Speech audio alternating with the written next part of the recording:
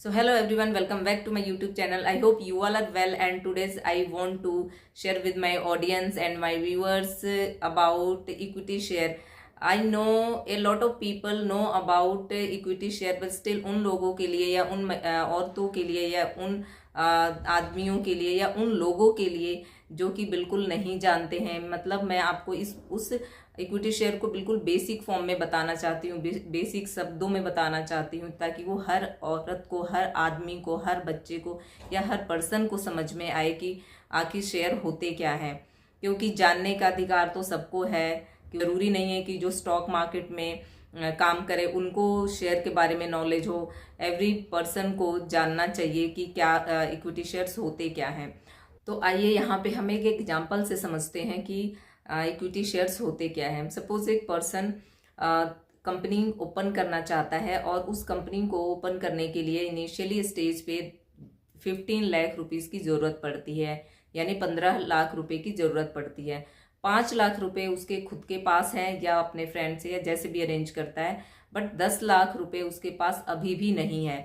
तो कोई एक पर्सन से अगर वो 10 लाख रुपए मांगे तो आई थिंक वो इतनी इजीली अवेलेबल नहीं हो सकता है।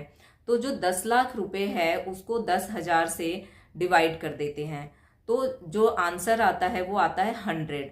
तो जो 10,000 हुए वो तो शेयर्स हो गए, यानी कि 10 लाख को 10,000 शेयर्स में उसको कन्वर्ट कर दिया गया ताकि पैसा इजीली लोगों से कलेक्ट किया जा सके। तो 10,000 शेयर और एक शेयर का जो रेट हो गया वो 100 रुपये हो गया। तो जो 100 रुपये है वो एक शेयर का रेट है, और टोटल जो शेयर है इक्विटी, उसको क्या बोलेंगे, इक्विटी शेयर, यानी 10,000 इक्विटी शेयर एंड वो एक शेयर 100 रुपये का। अगर कोई पर्सन मतलब बहुत ज़्यादा पैसे नहीं है वो, पर चाहता है कि मैं उस कंपनी XYZ कंपनी का एक मालिक बनूं या हिस्सेदार बनूं, तो वो 100 शेयर खरीद लेता है 100 रुपये पे। तो यानी कि 10,000 रुपये वो इन्वेस्ट करता है, ठीक है। तो यानी 100 शेयर से वो उस कंपनी XYZ कंपनी में हिस्सेदारी उसकी बन गई, यानी कि उस कंपनी का वो ऑनर बन गया। और जो इक्विटी शेयर होल्डर होते हैं उनको कुछ बेनिफिट होते हैं, जैसे कि वोट डालने का राइट होता है, या उनको बोर्ड मीटिंग में बैठने का राइट होता है। और कोई इस मतलब इक्विटी शेयर होल्डर को ऐसा नहीं है कि वो 1 ईयर 2 ईयर और 3 ईयर, यानी 1 साल 2 साल या 3 साल के लिए ही वो शेयर को रखे रहते हैं। अगर इनिशियली स्टेज पे अगर उन्होंने 100 शेयर खरीदे हैं तो वो मतलब बहुत सालों तक, यानी जब तक कंपनी रन करती है तब तक भी वो पैसा उस कंपनी में लगाए रखते हैं, और वो उस 100 शेयर से वो हिस्सेदारी उनकी बनी रहती है। और इसके साथ क्या है कि इक्विटी शेयर होल्डर वालों को एक फायदा क्या फायदे होते हैं।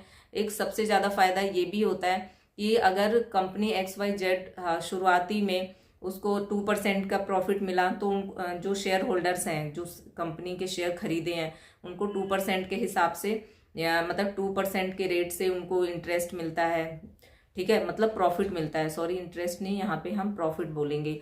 अगर उसके बाद जैसे जैसे टाइम टू टाइम प्रॉफिट का रेट बढ़ता जाता है, मतलब प्रॉफिट बढ़ता जाता है, तो 2% से वो 4%, 5%, 10% उनको भी, मतलब उस XYZ कंपनी में हिस्सेदारी भी बढ़ती जाती है, मतलब कि प्रॉफिट बढ़ता जाता है।